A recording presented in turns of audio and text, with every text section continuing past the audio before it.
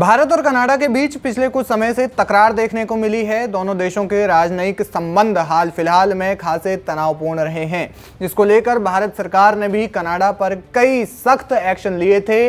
लेकिन अब इस मामले में विदेश मंत्री एस जयशंकर खुलकर सामने आए हैं और उन्होंने कनाडा मामले में खुलकर अपनी प्रतिक्रिया दी है, अपनी बात रखी है। उन्होंने कहा कि भारत का आतंकवाद और अलगाववाद को लेकर रुख हमेशा से साफ ही रहता है और कनाडा ने ऐसे लोगों को अपने घर में पनाह दी है। यही कारण है कि भारत और कनाडा के बीच में तकरार बढ़ी है, रिश्ते खराब हुए हैं। एस जयशंकर ने कहा कि कनाडा कहता है कि लोकतंत्र में सभी को अपनी बात रखने का हक है, लेकिन इसका मतलब ये नहीं है कि डिप्लोमेट्स को धमकाया जाए। किसी देश के दूतावास पर स्मोक बम फेंकना और हिंसा करना अभिव्यक्ति की आजादी नहीं है। विदेश मंत्री एस जयशंकर ने एक निजी चैनल को दिए हुए इंटरव्यू में भारत की विदेश नीति और विदेश मामलों को लेकर के बात कही, जिसमें उन्होंने कनाडा पर सख्त रुख अपनाया।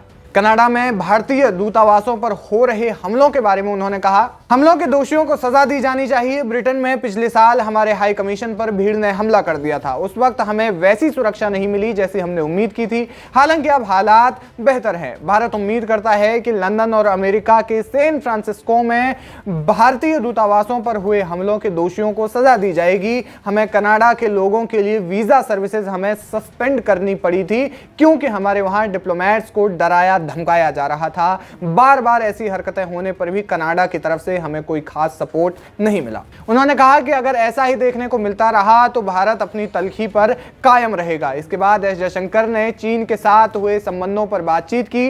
उन्होंने कहा कि साल 2018 में पीएम मोदी चीन के वुहान गए थे।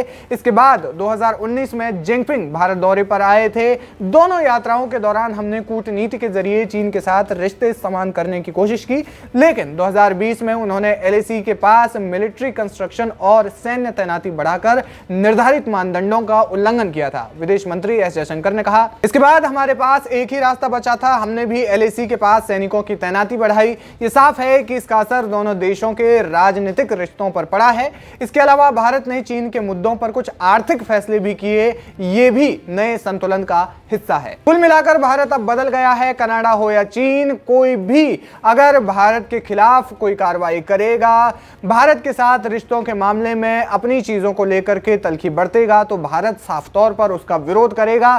फिर चाहे वो कूटनीतिक संबंधों को लेकर के हो, व्यापारिक संबंधों को लेकर के हो, या फिर रणनीतिक तौर पर आपसी साझेदारी को लेकर हो। एस जयशंकर ने इस मामले में साफ कह दिया है कि भारत जो है, जिस तरीके से कनाडा और चीन भारत के खिलाफ तलखी दिखा रहे हैं, तो भारत भी उस पर अपना सख्त एक्शन लेने से पीछे नहीं हटेगा, अगर बाद में जरूरत पड़ी तो।